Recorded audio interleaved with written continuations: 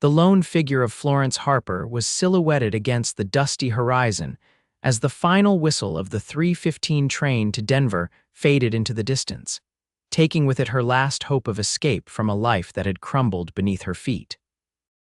The year was 1878, and the small Wyoming Territory town of Pinecrest had never felt more desolate than it did in this moment, with the sun setting behind the distant mountains and not a soul around to witness her abandonment. Florence clutched her single carpet bag tightly, her knuckles white with tension as she stared down the empty tracks. Thomas had promised to meet her here with the tickets that would take them to their new life together. Instead, he had left her with nothing but a broken heart and $12 to her name. The station was closing soon, and she had nowhere to go, her boarding house room already rented to a new tenant who would be arriving on tomorrow's train. Miss. Station's closing up for the night, called the ticket master, an elderly man with kind but weary eyes. You can't stay here, I'm afraid.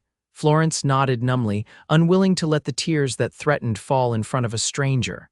I understand, thank you.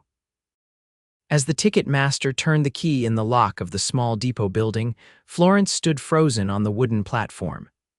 The wind picked up, sending dust swirling around her ankles and pulling at the loose strands of her chestnut hair.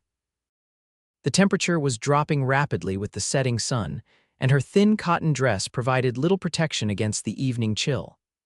Looks like you've been left high and dry, came a deep voice from behind her.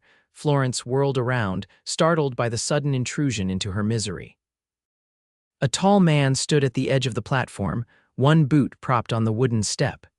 His face was partially obscured by the brim of his worn cowboy hat, but she could see the strong line of his jaw, dusted with several days' worth of stubble.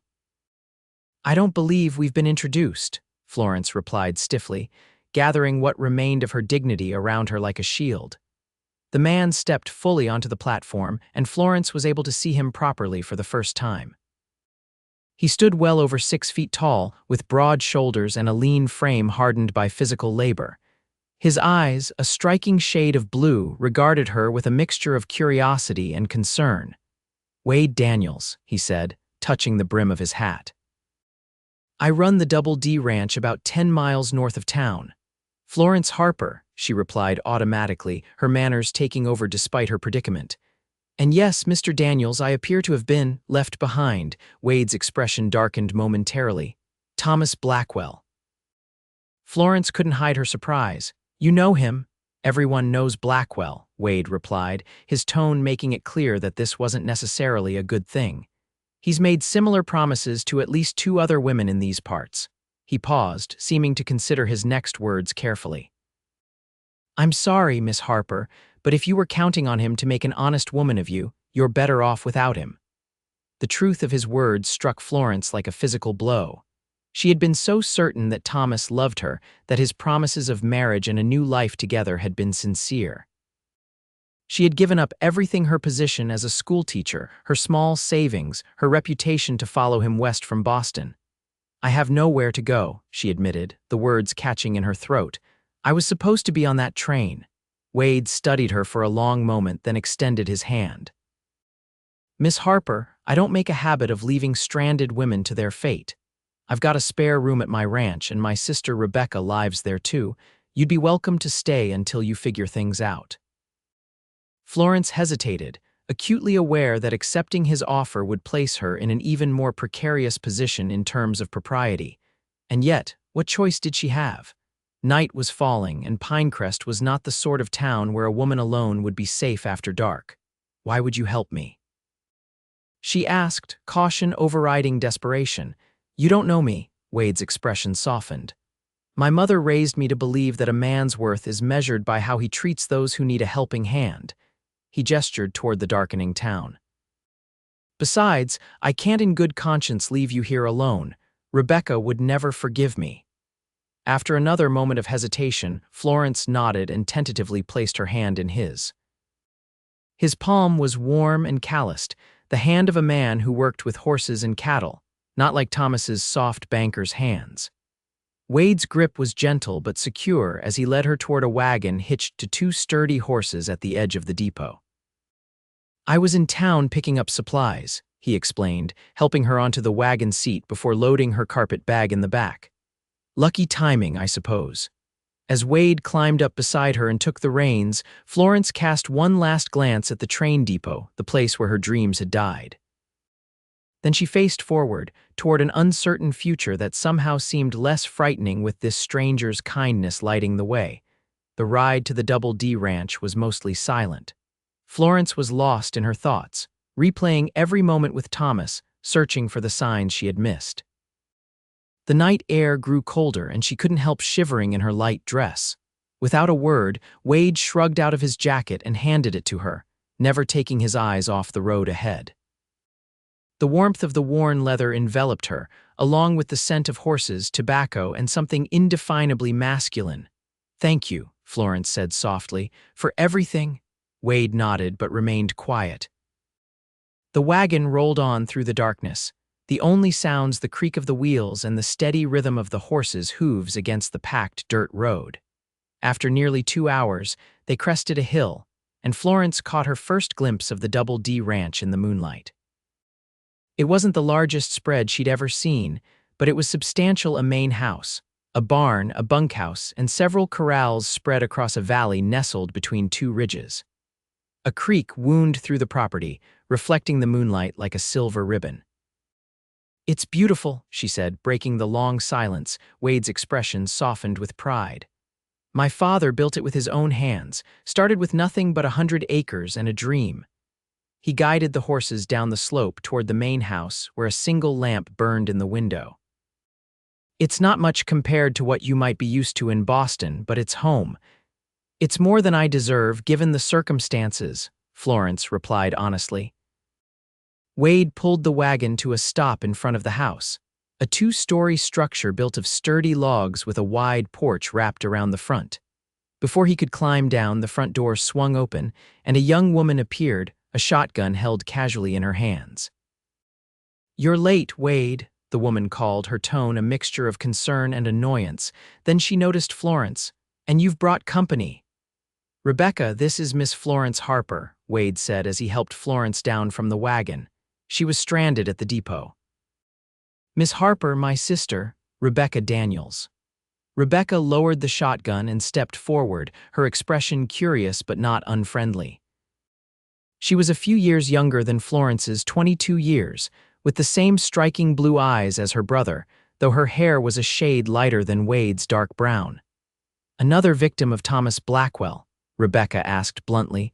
Florence felt her cheeks flush with embarrassment. "News travels fast, it seems." "In these parts faster than the telegraph," Rebecca confirmed, but her tone was sympathetic rather than judgmental. "Come inside. You look half frozen and completely exhausted." The interior of the ranch house was simple but comfortable, with solid furniture built for durability rather than fashion. A fire crackled in the stone hearth, casting a warm glow over the main room. Rebecca led Florence to a chair close to the fire while Wade brought in her carpet bag. "I'll put on some coffee," Rebecca said, disappearing into what Florence assumed was the kitchen. Left alone with Wade, Florence suddenly felt awkward and vulnerable. "Mr. Daniels, I can't express how grateful I am, but I don't want to impose. If there's work I can do to earn my keep while I'm here, there's always work on a ranch," Wade interrupted, his tone matter of fact but not unkind. "But that's a conversation for tomorrow. Tonight you need rest." He hesitated, then added, "And it's Wade. Mr. Daniels was my father." Rebecca returned with 3 cups of coffee and a plate of biscuits. "I've made up the spare room upstairs. It's not fancy, but it's clean and warm." Florence accepted the coffee gratefully, wrapping her cold hands around the warm cup. "Thank you, both of you." After she had finished her coffee and eaten a biscuit at Rebecca's insistence, the younger woman showed Florence to a small but tidy room on the 2nd floor. It contained a narrow bed, a chest of drawers, and a washstand with a pitcher and bowl. "The bathroom's down the hall," Rebecca explained. "We have running water, Wade's pride and joy. He rigged up a system from the creek." She hesitated, then asked, "Do you need something to sleep in? You're about my size." "I have a nightgown," Florence assured her, thinking of the few belongings she had managed to pack in her haste. Rebecca nodded. If you need anything else, my room is just across the hall. Wade's is downstairs. She gave Florence a searching look. You're safe here, Miss Harper. Whatever your story is, whatever brought you to that depot today, it doesn't matter to us. Florence felt a lump form in her throat at the unexpected kindness. Thank you. After Rebecca left, Florence unpacked her meager belongings and changed into her nightgown. She sat on the edge of the bed, finally allowing the tears she had been holding back to fall. She wept for her foolishness, for the trust she had placed in a man who had never deserved it, and for the uncertain future that now stretched before her. Eventually, exhausted, she crawled under the quilt and fell into a deep, dreamless sleep. Florence awoke the next morning to sunlight streaming through the curtains and the distant sounds of her ranch coming to life. For a moment, she was disoriented, then the events of the previous day came flooding back. She dressed quickly in one of her 2 remaining dresses, splashed water on her face from the wash basin, and pinned her hair into a simple knot at the nape of her neck. When she made her way downstairs, she found Rebecca in the kitchen, kneading dough on a floured board. Good morning, Rebecca greeted her. I was beginning to think you might sleep through to dinner, not that anyone would blame you. What time is it? Florence asked, embarrassed. Nearly 10, Rebecca replied. Coffee's hot and there's eggs and bacon keeping warm in the oven. Oh, I couldn't, you could and you will, Rebecca interrupted firmly. Wade said to tell you he'll be back for the midday meal and you can talk then about how long you'll be staying and what work might suit you. Where is he? Florence asked as she poured herself a cup of coffee. Out with the hands, checking the north pasture fence. There was a storm last week that knocked down some trees. Rebecca punched down the dough with more force than seemed necessary. He works too hard, always has, especially since Pa died. Florence retrieved the plate of food from the oven and sat at the kitchen table. How long has your father been gone? 3 years this winter, Rebecca said, her expression momentarily sad. Pneumonia. Ma passed when I was 12, so it's just been Wade and me since then. Well, and the hands, of course. How many work here? 4 full-time, plus a couple of seasonal hands during roundup and branding. Rebecca shaped the dough into loaves and set them in pans to rise. It's not the biggest spread in the territory, but it's profitable. Wade's good with the business side of things. After breakfast, Florence insisted on helping with the household chores. Rebecca assigned her to dusting the parlor while she finished the bread. As Florence worked, she noticed the small details that made the house a home: a patchwork quilt draped over the back of the sofa, a shelf of well-read books, a collection of seashells arranged on the mantel. Those are from California, Rebecca said, noticing Florence's interest in the shells. Pa took us there once when I was small. I'd never seen the ocean before. It was the most beautiful thing I'd ever laid eyes on. I grew up near the sea, Florence said, a wave of homesickness washing over her, in Massachusetts. What brought you all the way out here? Rebecca asked, then immediately held up her hand. I'm sorry, that's none of my business. Wade's always telling me I'm too nosy for my own good. It's all right, Florence said, surprised to find that it was. Something about Rebecca's straightforward manner made it easier to talk about her mistakes. I came west to marry Thomas Blackwell. We met when he was in Boston on business last year. He was charming, handsome, and talked about his banking interests out here. Said he needed a wife who could help him establish himself in society. And you believed him, Rebecca said, not a question but a statement of understanding. I did, Florence admitted. When he left, we corresponded for months. Then he sent me money for a train ticket and asked me to come. Said we'd be married as soon as I arrived. She set down the dusting cloth, her hands trembling slightly at the memory. My parents died when I was 18, and I've been supporting myself as a teacher since then. Thomas made it sound like a fairy tale, a handsome banker falling in love with a simple schoolteacher. Except he wasn't at the depot yesterday, Rebecca finished for her. No, Florence confirmed. And according to your brother, I'm not the first woman he's deceived this way. Rebecca's expression hardened. Thomas Blackwell isn't a banker. He's a gambler and a con man. He moves from town to town, setting up schemes and disappearing when things get hot. The only reason he hasn't been run out of Pinecrest yet is because his uncle is Judge Blackwell. Florence felt sick. Everything had been a lie from the very beginning. "I'm such a fool," she whispered. "You're not," Rebecca said firmly. "You're just someone who believed in love. There's no shame in that." She hesitated, then added, "What will you do now?" It was the question Florence had been avoiding since the moment she realized Thomas wasn't coming. "I don't know," she admitted. "I have some money saved, but not enough for a ticket back east, and even if I could go back, there's nothing for me there. I gave up my teaching position." "Can you cook?" Rebecca asked suddenly. Florence blinked at the unexpected question. "Yes, reasonably well." "Good, because I hate cooking," Rebecca said with a grin, "and our previous housekeeper left 2 months ago to get married. Wade's been after me to find a replacement, but I've been putting it off because I don't like having strangers in the house." Her expression softened. "But you're not a stranger anymore, are you?" Before Florence could respond, the front door opened and Wade entered, bringing with him the scent of fresh air and horses. He removed his hat, revealing hair damp with sweat, and nodded to both women. "Miss Harper," he greeted her formally, "I trust you slept well." "Yes, thank you," Florence replied, suddenly acutely aware of his presence in a way she hadn't been the night before. In the daylight, she could see the fine lines around his eyes from squinting against the sun, and the way his dark hair curled slightly at the nape of his neck. "Wade, I've just offered Florence the housekeeper position," Rebecca announced.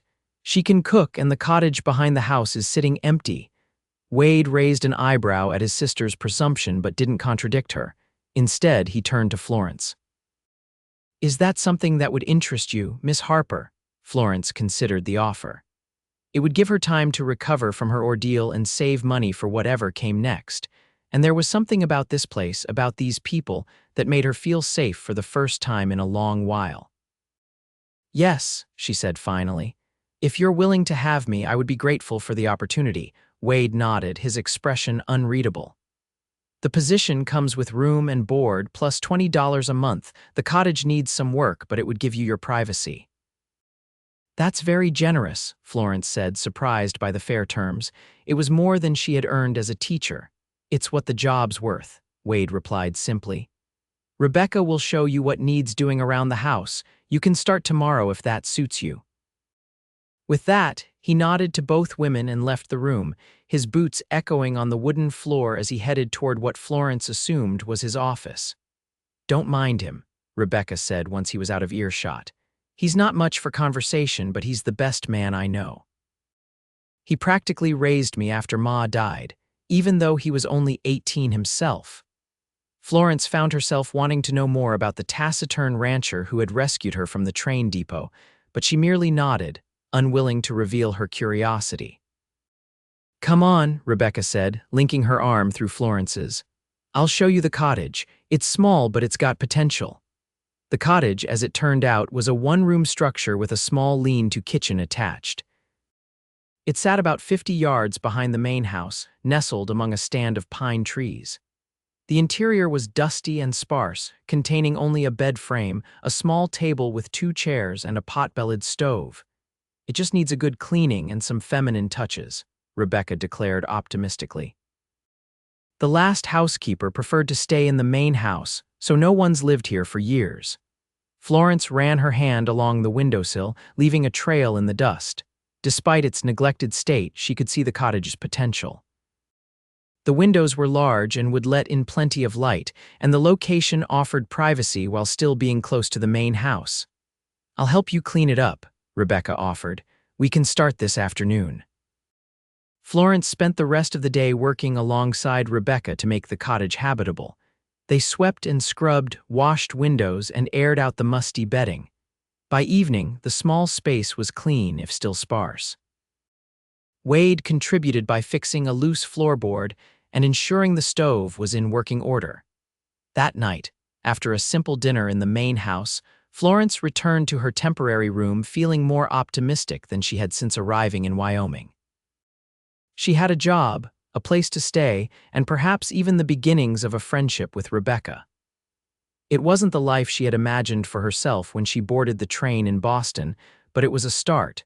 The next morning, Florence officially began her duties as housekeeper of the Double D Ranch.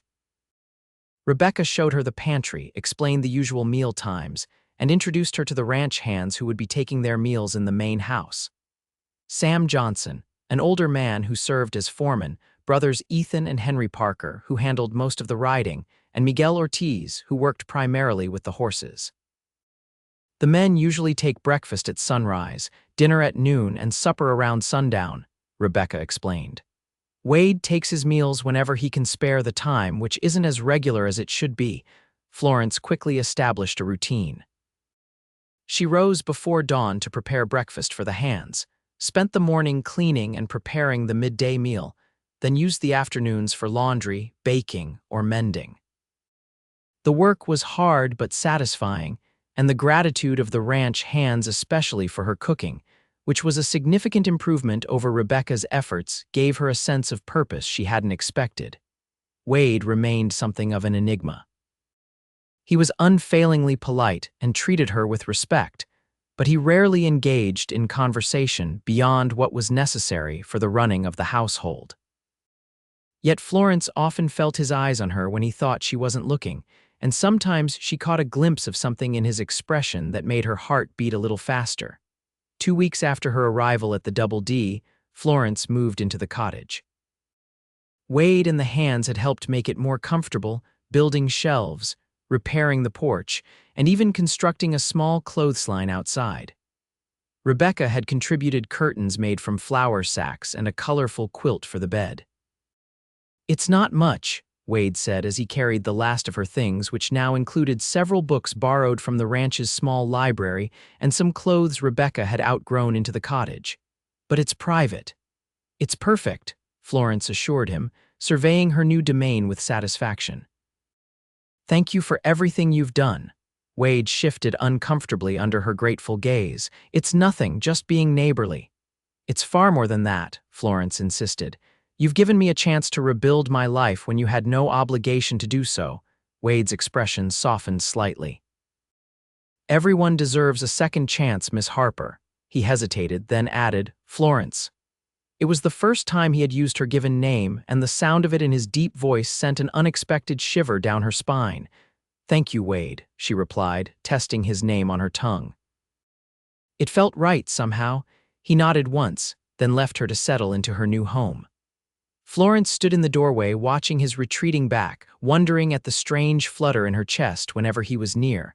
Life at the Double D fell into a comfortable rhythm as spring turned to summer. Florence's days were filled with the tasks of running the household, while her evenings were often spent on the porch of her cottage, reading or simply enjoying the peace of the Wyoming landscape. Sometimes Rebecca would join her, bringing mending or a project of her own, and the two women would talk as the sun set behind the mountains. Florence learned that Wade had taken over the ranch at 18 when their father became too ill to manage it. He had expanded the operation, buying additional land and increasing the herd size, turning what had been a modest family ranch into one of the more successful operations in the territory. "He gave up a lot," Rebecca told her one evening as they sat shelling peas on Florence's porch. "He was supposed to go to college back east, had a scholarship and everything, but when Pa got sick, Wade didn't hesitate. He stayed." "He never married?" Florence asked, trying to sound casual. Rebecca's eyes twinkled knowingly. "There was a girl once, about 4 years ago. Sarah Henderson, the doctor's daughter. Everyone thought they'd marry, but then she decided Wyoming was too wild for her taste and moved back to Philadelphia." She sighed. "Wade doesn't talk about it, but I think it hurt him more than he lets on." Florence tried to imagine Wade heartbroken and found that she didn't like the image. In the months she had known him, she had come to admire his quiet strength, his unwavering sense of responsibility, and the gentle way he treated those under his care. The thought of someone hurting him made her unexpectedly angry. "What about you?" Rebecca asked, interrupting Florence's thoughts. "Was Thomas Blackwell your first love?" Florence considered the question. "I thought he was," she admitted. "But now I wonder if I was more in love with the idea of him, the escape he represented from a life that had become too small." She sighed, looking out at the sunset painting the Wyoming sky in shades of orange and pink. "I was tired of being alone, of always being the responsible one.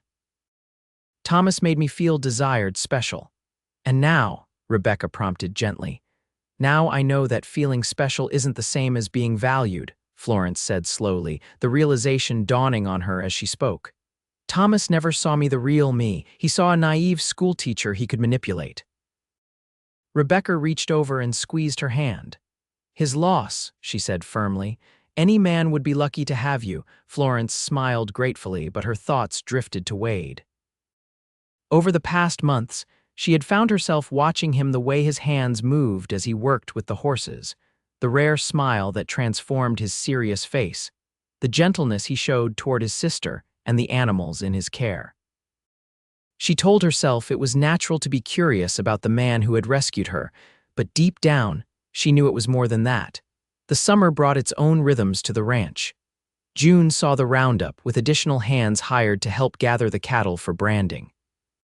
July brought haying, with everyone pitching in to cut, rake, and stack the winter feed. August was filled with preparations for the fall cattle drive to the railhead. Through it all, Florence found herself becoming more integrated into the life of the ranch. She no longer felt like an employee but part of a community. The hands tipped their hats respectfully when they saw her.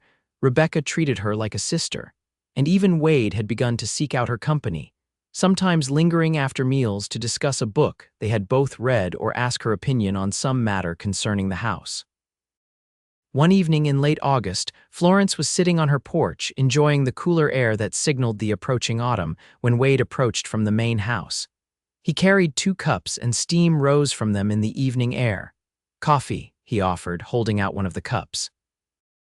"Rebecca made it, so it's actually drinkable." Florence smiled at the gentle teasing of his sister's notoriously bad coffee-making skills. "Thank you."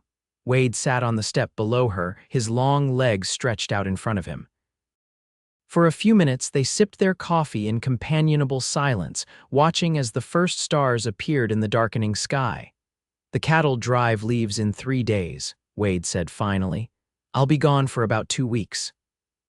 Florence nodded, trying to ignore the sinking feeling in her stomach at the thought of his absence. "Rebecca mentioned it. She said you're taking the herd to Cheyenne this year instead of Laramie. Better prices," Wade confirmed, "and a shorter drive." He hesitated, then added, "I wanted to make sure you'll be all right while I'm gone. Rebecca can be impulsive sometimes." Florence couldn't help but smile. Wade's protectiveness toward his sister was one of the qualities she most admired in him. "We'll be fine," she assured him. "Miguel and Sam are staying behind, and Rebecca has promised not to burn down the house while you're away." Wade's lips quirked into a half-smile. "That's a relief. I'm rather fond of the place." "So am I," Florence said softly, surprising herself with the admission. Wade turned to look at her, his blue eyes serious in the fading light. "You've made a real difference here, Florence. The house runs smoother, the men are happier with decent meals, and Rebecca—" He trailed off, searching for words. "She's needed another woman around. Someone besides her grumpy older brother to talk to." "I'm glad," Florence replied, touched by his words. "You've all done so much for me. I only hope I've begun to repay your kindness." "It's not about repaying," Wade said firmly. "You're part of the Double D now." The way he said it with such certainty made Florence's heart skip a beat. Part of the Double D. Part of this place, these people. Part of his life. The thought was both thrilling and terrifying. "Thank you," she said, unable to find more adequate words for the emotions swirling within her. Wade finished his coffee and stood, towering over her in the gathering darkness. "I should get back, early start tomorrow." He hesitated, then added, "Good night, Florence." "Good night, Wade," she replied, watching as he walked back toward the main house, his figure gradually disappearing into the shadows. The day of the cattle drive dawned clear and cool. Florence rose earlier than usual to prepare a substantial breakfast for the men who would be making the journey. The kitchen was chaotic, with hands coming and going, grabbing coffee and plates of food before heading out to make final preparations. Wade came in last, looking tired already, though the day had barely begun. Florence handed him a plate heaped with bacon, eggs, and biscuits, along with a steaming cup of coffee. "You need to eat," she said when he started to protest that he didn't have time. "It's a long ride to Cheyenne." He conceded with a nod and sat at the table, wolfing down the food with the efficiency of a man accustomed to eating when the opportunity presented itself, rather than when hunger dictated. As he was finishing, Florence placed a small parcel wrapped in brown paper beside his plate. "For the trail," she explained when he looked at it questioningly. "Nothing fancy, just some cookies and jerky." Wade stared at the package for a moment, then at her, an unreadable expression in his eyes. "Thank you," he said finally, tucking the parcel into his saddlebag. "That's very thoughtful." Florence felt her cheeks warm under his gaze. "Be safe," she said softly. "Always am," Wade replied with a slight smile. Then, seemingly on impulse, he reached out and briefly squeezed her hand before turning and striding out of the kitchen. Florence stood there for a moment, her hand tingling where he had touched it, before shaking herself and returning to her work. There were dishes to wash and beds to make, and dwelling on a gesture that probably meant nothing to Wade would only lead to disappointment. The first few days after the cattle drive departed passed uneventfully. Florence and Rebecca fell into a quieter routine with fewer meals to prepare and less cleaning to do. They used the time to preserve the late summer harvest from the kitchen garden, putting up jars of green beans, carrots, and beets for the winter months ahead. On the fourth day, Florence woke to the sound of rain pattering against the roof of her cottage. By mid-morning, the gentle rain had turned into a downpour, with water streaming off the eaves and turning the ranch yard into a sea of mud. By afternoon, the rain showed no signs of abating, and Florence began to worry about Wade and the others on the trail. "They'll be fine," Rebecca assured her when she voiced her concerns. "Wade's been driving cattle since he was 16. He knows how to handle bad weather." Florence nodded, not entirely reassured. "I just hope they found shelter before the worst of it hit." Rebecca gave her a knowing look. "Wade can take care of himself. And the others," she added as an afterthought. Florence busied herself with indoor tasks, trying not to think about Wade out in the storm. She was kneading bread dough with more vigor than necessary when Miguel burst into the kitchen, water streaming from his hat and coat. "The creek's rising fast," he reported, his expression grave. "Sam says we need to move the horses from the lower pasture before it floods." Rebecca was on her feet immediately. "I'll help." "Me too," Florence said, wiping her hands on her apron. Miguel looked uncertain. "It's pretty bad out there, Miss Harper, and the mud's deep." "I'm stronger than I look," Florence assured him, already reaching for her coat. "And you'll need all the help you can get." The three of them, along with Sam, spent the next 2 hours moving the remaining horses to higher ground. The rain was relentless, soaking through Florence's clothes within minutes.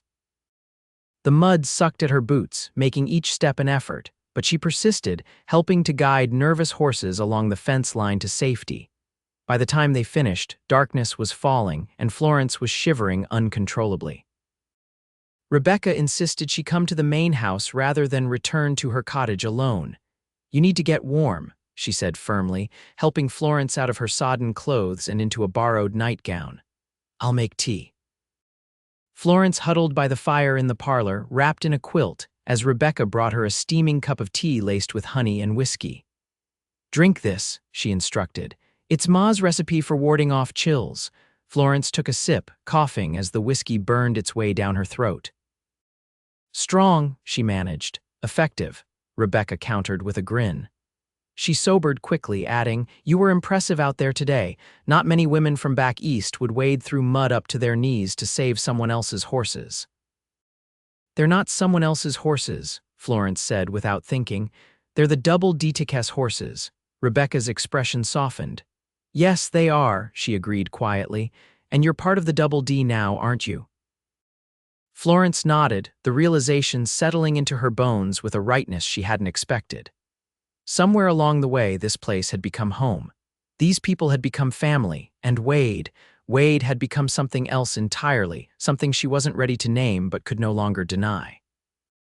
The rain continued for 3 days, turning the creek into a raging torrent and making travel in or out of the ranch impossible.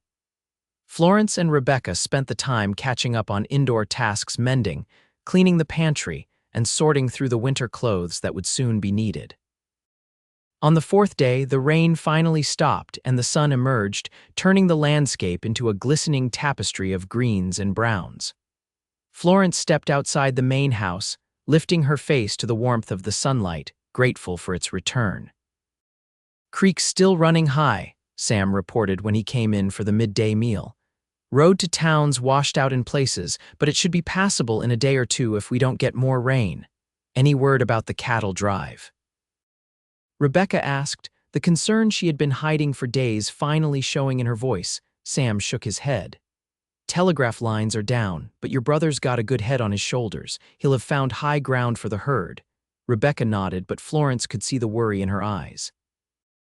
The same worry that had kept Florence awake for the past 3 nights, imagining Wade out in the storm, responsible not just for the cattle but for the men under his leadership. 2 more days passed without news. Florence threw herself into work, cleaning the main house from top to bottom and baking enough bread to feed an army. Anything to keep her hands busy and her mind from dwelling on all the things that could have gone wrong on the trail. On the morning of the 10th day since Wade's departure, Florence was hanging laundry on the line behind her cottage when she heard the sound of hoofbeats approaching. She turned, shading her eyes against the sun, and saw a lone rider coming down the road from town. Her heart leaped to her throat, then plummeted when she realized it wasn't Wade but one of the hands who had gone on the drive, a young man named Charlie. Florence dropped the wet shirt she was holding and ran toward the main house, reaching it just as Charlie dismounted, his horse lathered and breathing hard from the pace he'd set. "Charlie," Rebecca called, emerging from the house. "What's happened? Where's Wade?" Charlie removed his hat, his young face grave. "There was an accident, Miss Rebecca. The herd, spooked during the storm, started a stampede. Wade and Ethan went after them, tried to turn them away from the ravine." He swallowed hard. "Ethan made it back, but Wade, his horse must have slipped in the mud. He went down hard." Florence felt as though all the air had been sucked from her lungs. "Is he—" She couldn't finish the question. "He's alive," Charlie said quickly, "but hurt bad. Broke his leg, maybe some ribs too. They've got him at Doc Peterson's in Cheyenne. Ethan's staying with him, but the doc said someone from the family should come." "I'll go," Rebecca said immediately, already turning toward the house. "Sam can drive me to town and I'll take the train from there." "I'm coming with you," Florence said, the words out before she could consider them. Rebecca paused, looking at her for a long moment, then nodded.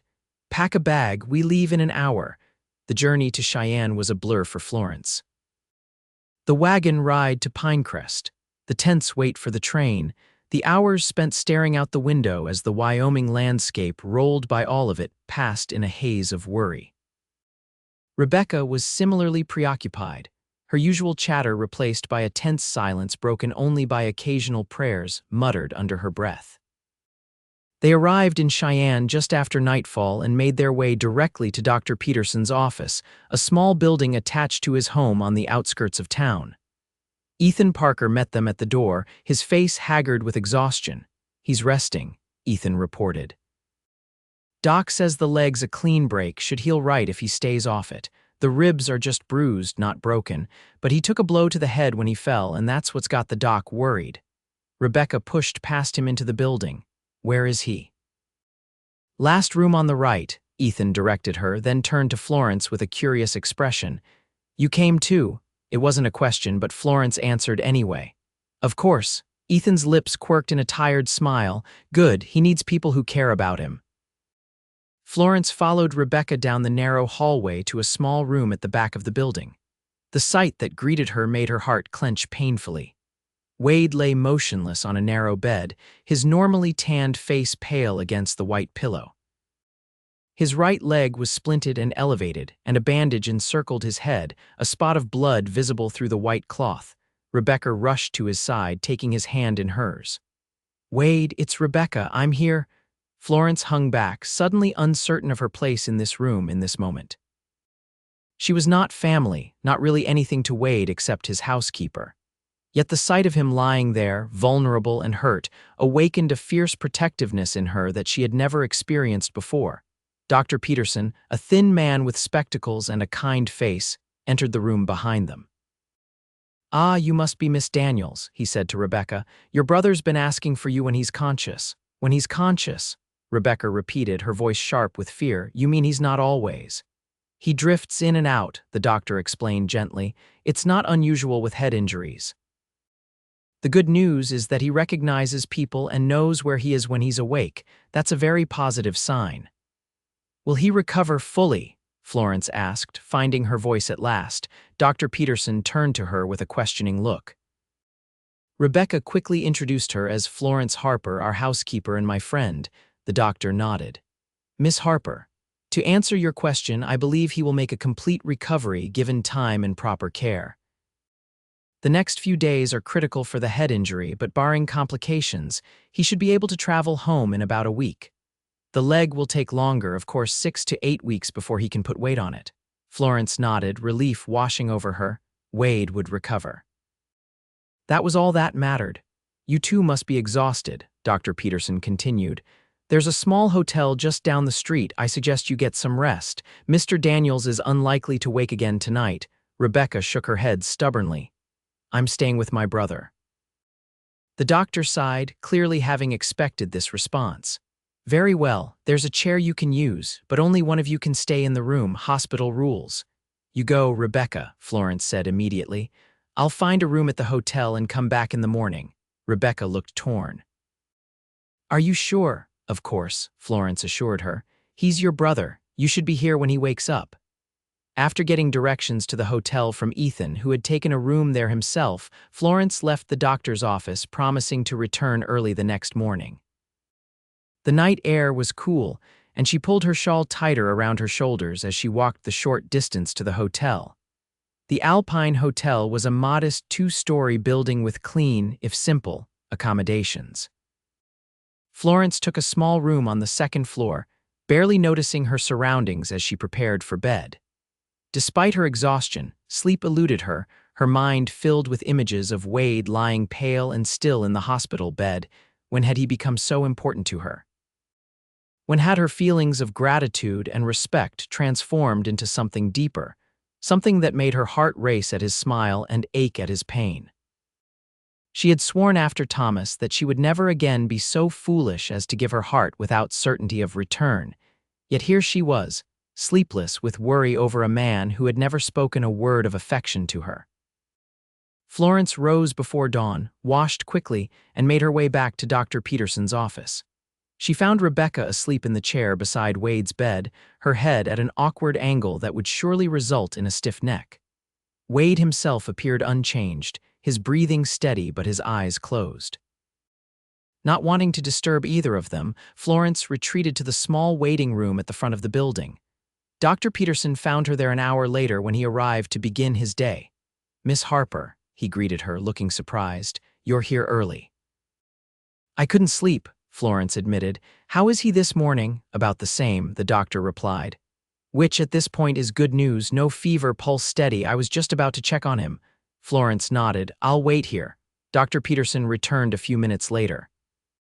He's awake, he reported with a smile. And asking for breakfast, which I take as an excellent sign. Your friend Miss Daniels is with him. Relief flooded through Florence. That's wonderful news, indeed, the doctor agreed. I expect he'll be able to travel home sooner than I initially thought, perhaps in 4 or 5 days if he continues to improve at this rate.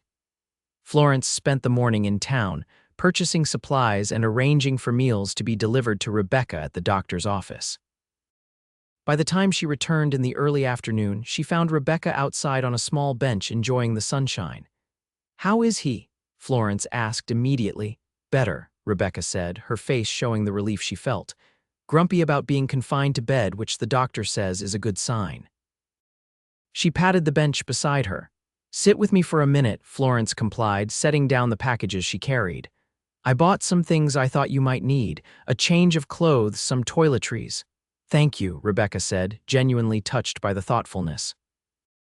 You're a good friend, Florence. They sat in companionable silence for a moment, watching as a wagon rumbled past on the dusty street. He asked about you, Rebecca said finally. Wade did, wanted to know if you'd come too. Florence's heart skipped a beat. What did you tell him? The truth, Rebecca replied with a small smile. That you insisted on coming, that you've been worried sick about him, and that you've been running all over town today making sure I'm taken care of. Florence felt her cheeks warm. I just wanted to help. Rebecca turned to face her fully. Florence, I'm going to ask you something, and I want an honest answer. Florence nodded, suddenly nervous. Are you in love with my brother? The directness of the question took Florence's breath away. She opened her mouth to deny it, then closed it again, unwilling to lie to this woman who had become her closest friend. Yes, she admitted finally, the word barely above a whisper. I think I am. Instead of looking surprised, Rebecca appeared satisfied, as though Florence had confirmed something she already suspected. Good, she said decisively, because he's in love with you too, though he's too stubborn to admit it. Florence stared at her in disbelief. That's not possible. He's never given any indication. Of course he has, Rebecca interrupted. The way he looks at you when he thinks no one is watching, how he finds excuses to be where you are. The fact that he started taking his meals at regular times once you arrived, after years of eating whenever he remembered. She smiled softly. Wade's not a man who talks about his feelings, Florence, but he shows them in 1,000 small ways if you know how to look. Florence tried to process this information, her heart racing with a hope she had not allowed herself to feel. Even if that's true, she said cautiously, I'm still just the housekeeper, a woman who arrived with nothing but a carpet bag and a broken heart. And now you're the woman who helps run his home, who his sister adores, and who dropped everything to rush to his side when he was hurt, Rebecca countered. Do you really think Wade cares about your past? He judges people by who they are, not where they came from or what mistakes they've made. Before Florence could respond, the door to the doctor's office opened and Dr. Peterson emerged. Miss Daniels, your brother is asking for you. Rebecca stood. I'll be right there. She turned back to Florence. You should come too, he's been asking about you all morning. Florence hesitated, then nodded, gathering her courage as she followed Rebecca inside. Wade was sitting up in bed when they entered, the bandage around his head smaller than it had been the day before. His face was still pale, but his eyes were clear and alert, immediately finding Florence as she entered behind Rebecca. Florence, he said, his deep voice slightly rougher than usual. You came. Of course I did, she replied, moving to stand at the foot of his bed. How are you feeling? Like I lost an argument with a horse, Wade said with a wry smile that quickly turned into a grimace as he shifted position. Doc says I'm lucky it wasn't worse. You are indeed, Mr. Daniels, Dr. Peterson agreed as he entered the room, and now it's time for me to change your bandages. Ladies, if you wouldn't mind stepping out for a few minutes. Rebecca nodded and headed for the door, but Florence remained rooted to the spot, her eyes locked with Wade's. There was something in his gaze, a warmth, a question that made her heart skip a beat. Florence. Rebecca called from the doorway. With an effort, Florence tore her gaze away from Wade and followed Rebecca from the room. The moment had lasted only seconds, but it had felt significant, as though something unspoken had passed between them. The next few days fell into a pattern. Florence spent mornings at the hotel or in town, attending to practical matters, while Rebecca remained with Wade. In the afternoons, they would switch, allowing Rebecca time to rest and Florence to sit with Wade. At first, their conversations were stilted, neither quite knowing how to bridge the gap between employer and employee, between rescuer and rescued. But gradually, as Wade's strength returned, they began to talk more freely. Florence told him about her childhood in Massachusetts, about her parents and the circumstances that led her to become a teacher. Wade, in turn, shared stories of growing up on the ranch, of learning the cattle business from his father, and of his dreams for the double DTK's future. I want to expand the breeding program, he told her on the third afternoon. Focus on quality over quantity. It's a longer-term investment, but I believe it will pay off in the end. Florence nodded, admiring his vision and determination. You've built something remarkable, Wade. Your parents would be proud. A shadow crossed his face. I hope so. Sometimes I wonder if I've done right by Rebecca. She deserved more than being stuck out here with just me for company. Rebecca loves the ranch, Florence said firmly, and she adores you.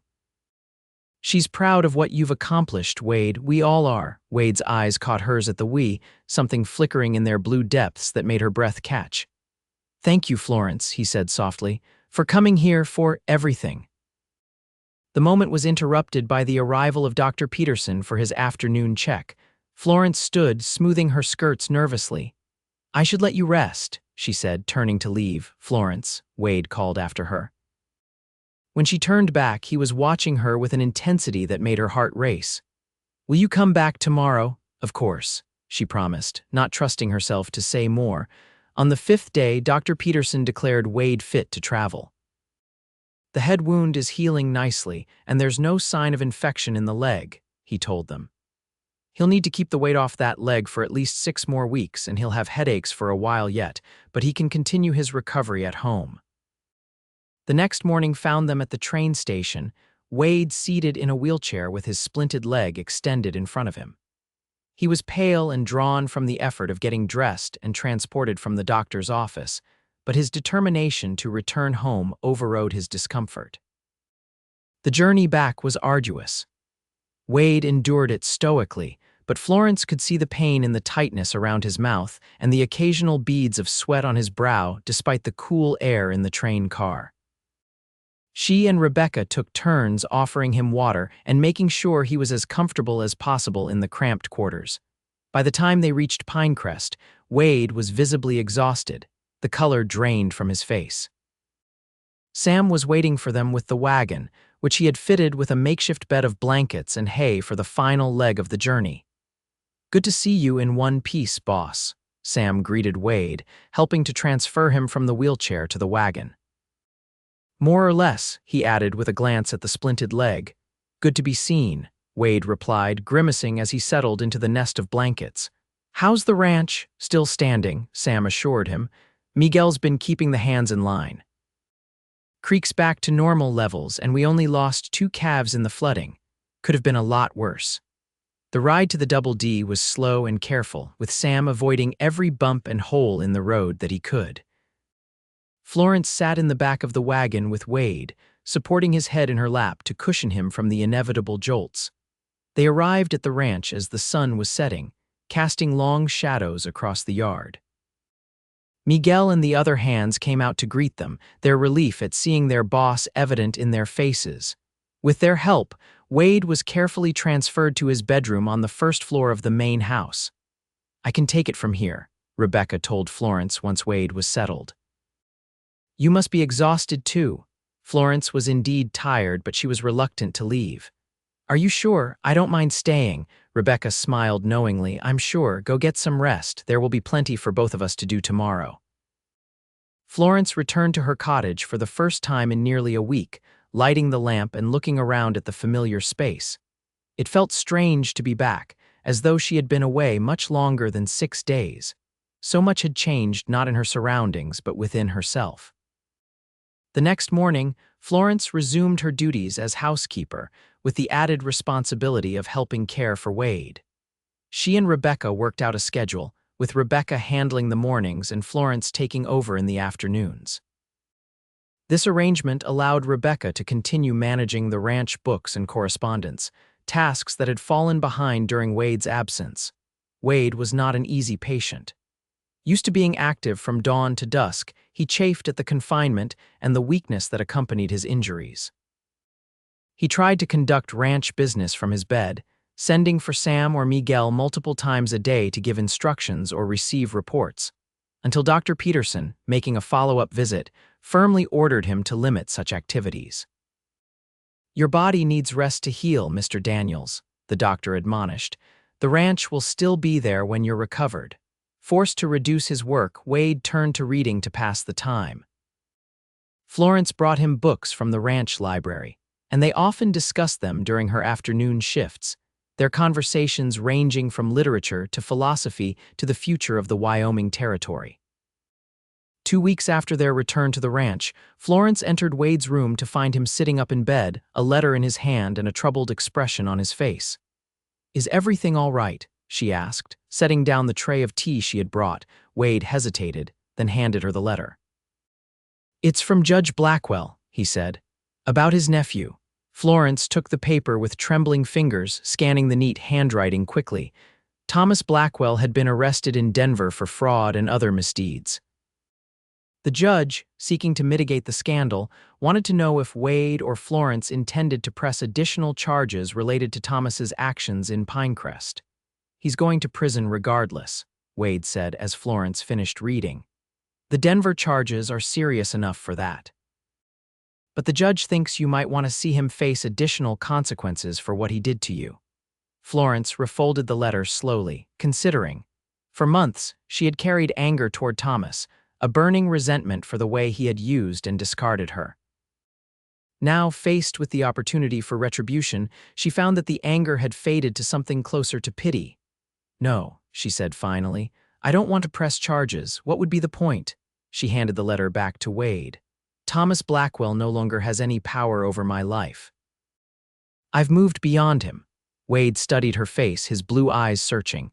"You're sure you'd be within your rights to want him to answer for what he did?" Florence nodded, suddenly certain. "I'm sure the best revenge is living well, isn't that what they say?" She smiled, gesturing around her. "And I am living well, Wade. I have work that satisfies me, friends who care about me, a place where I belong. Thomas gave me that in a roundabout way. If he hadn't abandoned me at that train depot, I never would have found the Double D. I never would have found." She trailed off, catching herself before she said too much. Wade's expression softened. "Found what, Florence?" Her heart pounded in her chest as she met his gaze. "Home," she said simply. "I found home." Something flickered in Wade's eyes, disappointment. Or was she imagining it? Before she could decipher his expression, he nodded and looked away. "I'm glad," he said quietly. "The Double D is better for having you here." Florence busied herself with pouring the tea, trying to hide the confusion and hurt his reaction had caused. Had Rebecca been wrong? Did Wade see her as nothing more than a valued employee after all? The following days brought a subtle shift in their relationship. Wade was still friendly, still engaged in their discussions, but there was a new reserve in his manner, a careful distance that hadn't been there before. Florence told herself it was a natural consequence of his improving health. He needed her less as he grew stronger, but in her heart, she feared it was something more. As October arrived, bringing cooler temperatures and the first hints of autumn color to the aspen trees, Wade began to move around on crutches. Dr. Peterson had declared the leg to be healing well and encouraged controlled movement to prevent muscle atrophy. Each day, Wade ventured a little further from his room, first to the parlor, then to the porch, and finally to the barn, where he could at least observe the daily operations of the ranch. Florence watched his progress with a mixture of pride and melancholy. His increasing independence meant less time in her care, fewer quiet conversations in the afternoons, fewer moments when she could pretend that what was between them was more than it was. One crisp October morning, Florence was hanging laundry behind her cottage when she heard the uneven rhythm of crutches on the path. She turned to see Wade making his way toward her, his movements awkward but determined. "Wade," she exclaimed, surprised to see him so far from the house. "Should you be walking this far?" "Probably not," he admitted with a wry smile, "but I needed to talk to you, and you've been avoiding the house." Florence felt her cheeks warm at the accuracy of his observation. She had indeed been spending less time in the main house, finding excuses to complete her work while Wade was resting or meeting with the hands. "I haven't been avoiding it," she lied poorly. "I've just been busy." Wade's expression made it clear he didn't believe her, but he didn't press the issue. Instead, he maneuvered himself to a nearby stump and sat down, propping his crutches beside him. "I received a letter from Sarah Henderson yesterday," he said without preamble. Florence's hands stilled on the sheet she was hanging, her stomach knotting at the mention of the woman who had once been expected to become Wade's wife. "Oh," she managed, keeping her voice carefully neutral. "She's returning to Pinecrest," Wade continued. "Her father is ill and she's coming to care for him. She'll be arriving next week." Florence nodded, focusing intently on straightening the sheet on the line. "I see, that's good news for Dr. Henderson, I'm sure." "Florence," Wade said, his tone compelling her to look at him. "I thought you should hear it from me before the gossip starts. There will be talk. People in town still associate us with each other." The knot in Florence's stomach tightened. Of course there would be talk. The beautiful doctor's daughter, returning home to care for her father and perhaps to rekindle an old romance with the eligible rancher. It was the stuff of small-town gossip, and Florence had no doubt that Rebecca's assertion that Wade had feelings for her had been nothing more than wishful thinking on her friend's part. "Thank you for telling me," she said, proud of how steady her voice sounded despite the ache in her chest. "I appreciate your consideration." Wade frowned, clearly picking up on something in her tone. "Florence, I should finish this laundry before the wind picks up," she interrupted, unable to bear whatever he might say next, his assurances that her position at the ranch wouldn't be affected, or worse, his confession that old feelings for Sarah had never truly died. "Rebecca's expecting these sheets back before dinner." Wade looked as though he wanted to say more, but after a moment he nodded and reached for his crutches. "Of course, don't let me keep you." Florence watched him make his slow, careful way back toward the main house, her vision blurring with unshed tears. She had been a fool to hope, to dream, to imagine that a man like Wade Daniels could see her as anything more than the woman he had rescued from the train depot. The following week brought Sarah Henderson to Pinecrest, and with her, a fresh wave of uncertainty for Florence. She had not yet met the doctor's daughter, but Rebecca had been uncharacteristically quiet on the subject, her usual openness replaced by a worried frown whenever Sarah's name was mentioned. "She's invited Wade to dinner tonight," Rebecca finally said 3 days after Sarah's arrival. At the doctor's house, to catch up. Florence continued kneading bread dough, refusing to let her hands still or her expression change. "That's natural, I suppose. They have history." Rebecca snorted. "History, that's one way to put it." She broke his heart, Florence. Left him without so much as a proper goodbye, just a letter saying she couldn't bear the idea of being a rancher's wife. She picked up a knife and began chopping carrots with unnecessary force. And now she's back, all smiles and fluttering eyelashes, as if she didn't nearly destroy him. Florence had no response to that. The knowledge that Sarah had hurt Wade so deeply only intensified her own pain. If he still harbored feelings for the woman despite such treatment, what hope could Florence possibly have? That evening, as Wade prepared to leave for dinner at the Hendersons', Florence kept to her cottage, unwilling to watch him go. She attempted to focus on mending a tear in one of her dresses, but her mind kept wandering to images of Wade and Sarah together, rekindling their romance over dinner in the doctor's comfortable home.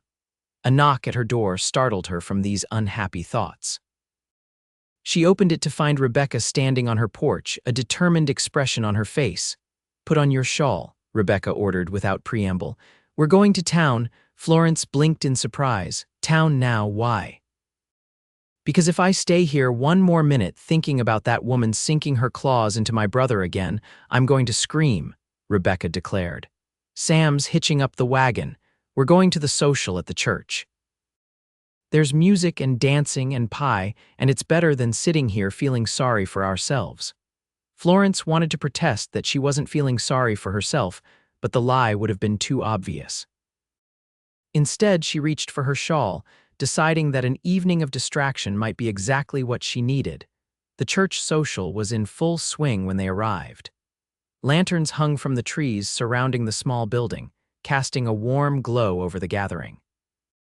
A fiddler and a guitar player provided music, and several couples were dancing on a wooden platform that had been set up for the occasion.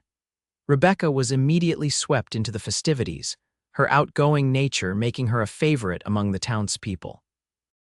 Florence found herself relegated to the edges of the gathering, nursing a cup of punch and watching the dancers with a forced smile. "Miss Harper, isn't it?" came a voice from beside her. Florence turned to see a woman about her own age, elegantly dressed in a gown that spoke of Eastern fashion and considerable expense. "I'm Sarah Henderson. I've heard so much about you from Wade." Florence nearly choked on her punch. Sarah Henderson was even more beautiful than she had imagined, tall and graceful, with golden hair arranged in an elaborate style and clear green eyes that assessed Florence with polite curiosity. "Miss Henderson," Florence replied, recovering her composure. "Yes, Wade mentioned you were returning to Pinecrest. I'm sorry to hear about your father's health." Sarah waved a gloved hand dismissively. "Father's condition is stable. He had a mild heart episode, but he's on the mend." She smiled, the expression not quite reaching her eyes. I must say I was surprised to learn that Wade had taken on a housekeeper. When we were close, he was quite particular about who he allowed to live on the ranch. The implication was clear. Florence's position was unusual, perhaps even inappropriate. She felt her cheeks warm with a mixture of embarrassment and anger. I believe circumstances change, she replied carefully. As do people. Indeed they do, Sarah agreed, her gaze sharpening. Though some things remain constant, Wade's dedication to the ranch, for instance, his solitary nature. She sipped her punch delicately. I always found it challenging, his inability to express his feelings, but I suppose that's not an issue for a housekeeper. Before Florence could formulate a response to this thinly veiled insult, Rebecca appeared at her side, her expression thunderous. Sarah, she greeted the other woman coldly. I didn't expect to see you here. I thought you were entertaining my brother tonight. Sarah's smile remained fixed in place. Wade had ranch business to attend to. He sent his regrets. She turned back to Florence. It was lovely to meet you, Miss Harper. I'm sure we'll be seeing more of each other. With that, she glided away, joining a group of town matrons who welcomed her eagerly. The nerve of that woman, Rebecca fumed. Coming here to spy on us, I'm sure of it. She took Florence's arm. Don't listen to anything she says. She's just marking her territory like a cat. Florence managed a weak smile. It doesn't matter. She and Wade have history. I'm just the housekeeper.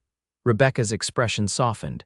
Oh, Florence, you're so much more than that, and Wade knows it. He's just struggling with how to show it. Before Florence could respond, the music changed to a livelier tune, and Rebecca was whisked away by one of the local boys eager for a dance. Left alone again, Florence decided she had endured enough socialization for one evening. She slipped away from the gathering and began walking toward the wagon, intending to wait there until Rebecca was ready to leave. Florence? She froze at the sound of Wade's voice, then turned slowly to find him standing a few yards away, leaning on a single crutch. In the lantern light, he looked more handsome than ever, dressed in his good suit with his hair neatly combed. Wade, she replied, unable to keep the surprise from her voice. I thought you were having dinner with Sarah. I was, he confirmed, moving closer with a slight limp. The cast had been removed the previous week, but his leg was still weak. But I couldn't stay. I needed to talk to you, and when I went to the ranch, Sam told me you and Rebecca had come here. Florence's heart began to race. What did you need to talk to me about? Wade glanced around at the nearby revelers. Not here. Will you walk with me? Just to the church porch. It's quieter.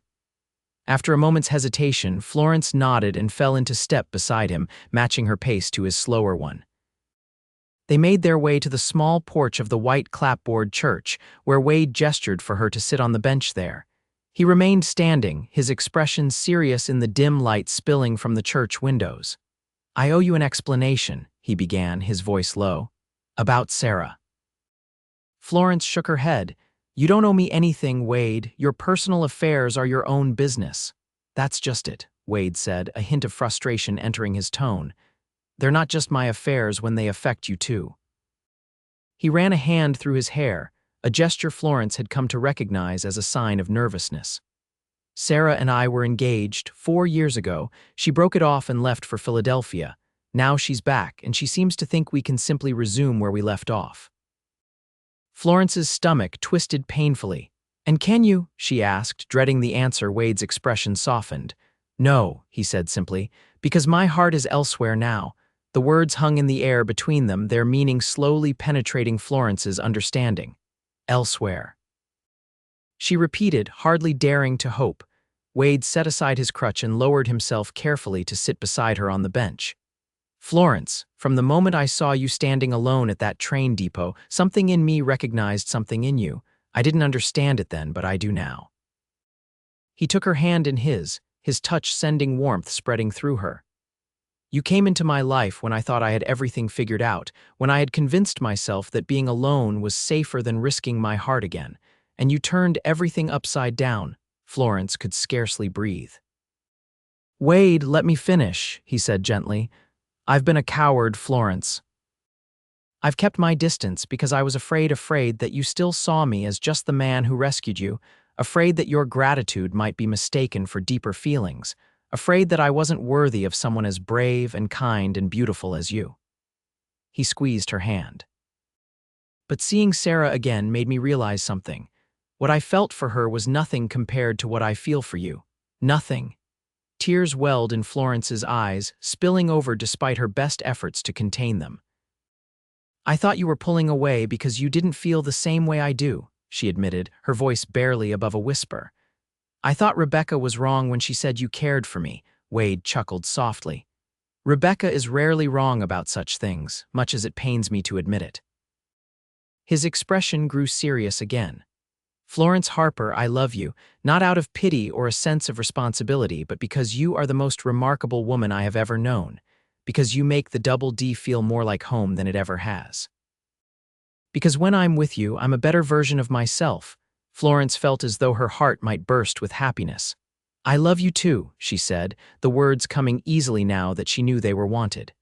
I think I have since that first night when you gave me your jacket in the wagon. Wade smiled, reaching up to cup her cheek in his palm.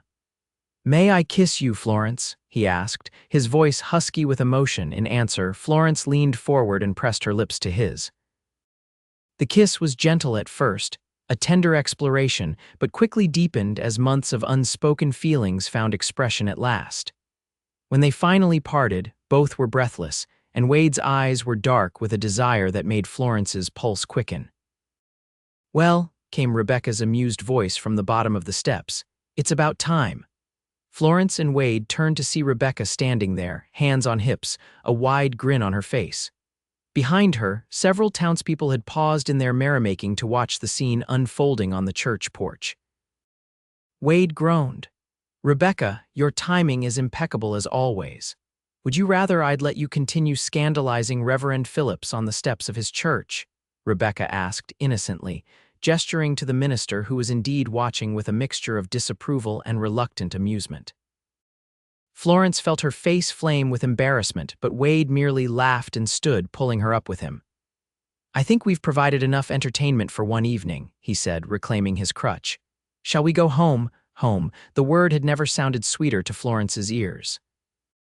The journey back to the Double D was filled with a new awareness, a joyful tension that made every accidental touch, every shared glance, a source of delight. Rebecca, sensing their desire for privacy, kept up a steady stream of chatter about the social, carefully avoiding any mention of Sarah Henderson or the momentous shift in her brother's relationship with their housekeeper. When they arrived at the ranch, Wade helped Florence down from the wagon, his hands lingering at her waist longer than necessary.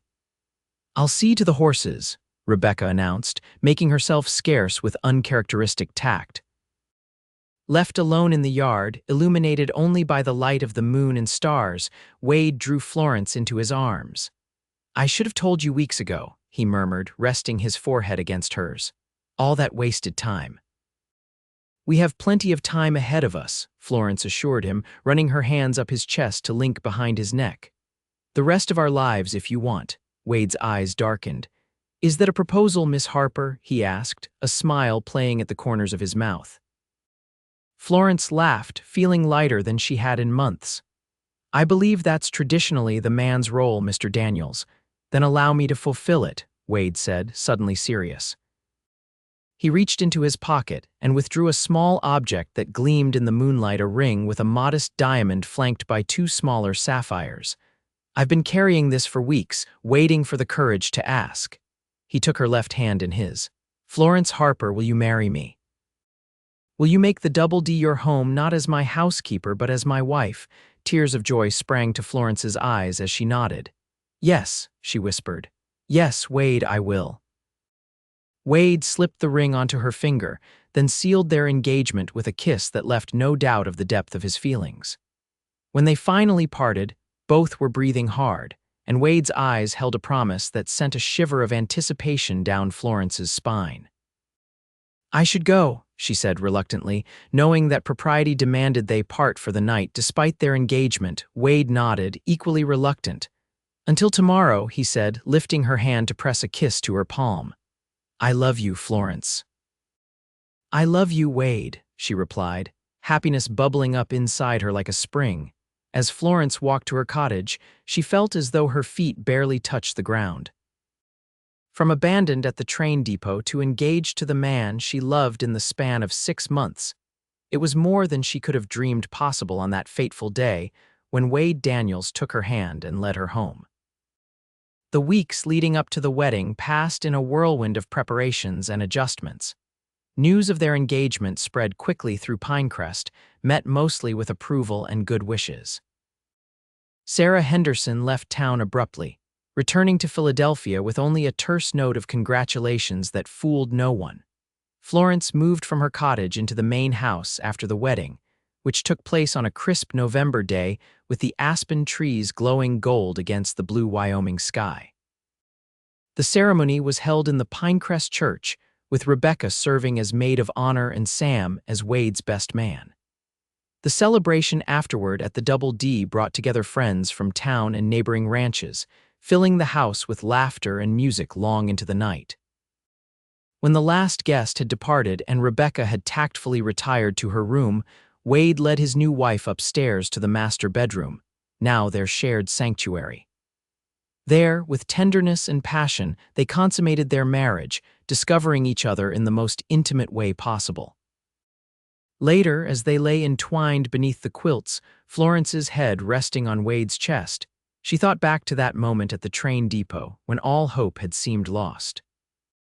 "I never imagined when you offered me your hand that day that it would lead to this," she murmured, pressing a kiss to his skin. "You saved me in more ways than you know." Wade's arms tightened around her. "You saved me too," he said softly. "From a life half lived, from the fear that kept me from opening my heart." He tilted her face up to his, eyes shining with love in the moonlight streaming through the window. "We saved each other, Florence, and that's the greatest gift of all." As spring returned to Wyoming, bringing new life to the ranch and the promise of future harvests, Florence stood on the porch of the main house, one hand resting on her slightly rounded abdomen where their child grew. Wade approached from the barn, his limp now barely noticeable, his face breaking into a smile when he saw her waiting. "Mrs. Daniels," he greeted her, climbing the steps to pull her into his embrace. "How are my two favorite people today?" Florence leaned into his strength, savoring the solidity of him, the security of his love. "We are very well, Mr. Daniels," she replied, tilting her face up for his kiss, "and very happy to be home." And as Wade's lips met hers, Florence knew with absolute certainty that this man, this ranch, this life they were building together was everything she had ever wanted and more than she had ever dared to dream. From the moment Wade had taken her hand at the train depot and led her home, she had been on a journey toward this happiness, this love, this perfect sense of belonging. The Double D Ranch was no longer just a place where she worked or lived. It was where her heart had found its home, where her future was taking root alongside the crops in the fields and the cattle in the pastures. And in Wade's arms, Florence had found not just a husband but a partner, a friend, a lover who saw her for exactly who she was and loved her completely. In the years that followed, the Double D prospered under their joint stewardship. Their family grew with the addition of a son, then a daughter, children who ran free across the Wyoming plains, secure in the knowledge that they were deeply loved. Rebecca eventually married Sam Johnson, building a house of her own on the ranch property, but remaining an integral part of the extended family that the Double D had become. And on each anniversary of the day they met, Wade would take Florence's hand and lead her once more from the main house to the cottage where she had first lived, now transformed into a private retreat for the two of them. There, away from the demands of ranch life and parenthood, they would remind each other of the journey that had brought them together she abandoned at a train depot, he extending a hand of kindness that had changed both their lives forever. It was not always an easy life, with the harsh Wyoming winters, the unpredictable nature of ranching, and the ordinary challenges of marriage and family. But it was a life rich with love and purpose, a life that Florence chose anew each day with gratitude and joy. "I would wait at that train depot 100 times over," she often told Wade, "if I knew you would be the one to find me." And Wade, a man of few words but deep feeling, would simply take her hand in his and lead her home once more, to the life and love they had built together under the vast Wyoming sky.